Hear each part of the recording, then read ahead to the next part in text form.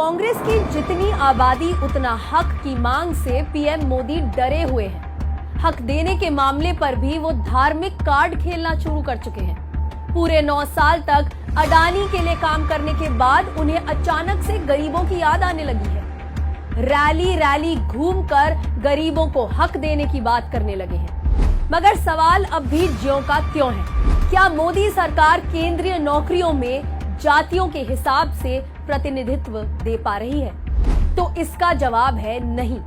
अब मोदी जी तो बताएंगे नहीं, मगर आइए आज आपको बताते हैं कि जन विरोधी मोदी सरकार कैसे लोगों का हक मार रही है, जिसका कबूलनामा खुद मोदी सरकार का ही है। अब इस छोटी मगर काम की जानकारी पर गौर करिए।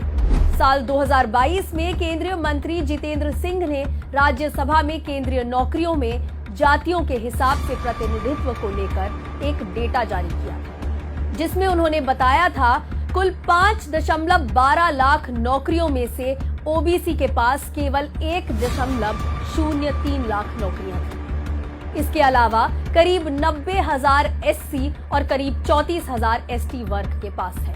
बची नौकरियां सामान्य वर्ग के पास है। इसका मतलब साफ है कि मोदी सरकार में ओबीसी को उसका हक नहीं मिल रहा है। इस डेटा में केंद्र सरकार की ग्रुप ए से लेकर ग्रुप सी तक की नौकरियां शामिल हैं, लेकिन रेलवे और डाक विभाग की नौकरियां शामिल नहीं है। इन दोनों सेक्टर में 16 लाख से ज्यादा एम्प्लॉयज हैं। उसमें कितना हक मिलता होगा वो मोदी सरकार की नीयत से अंदाजा लगाया जा सकता है।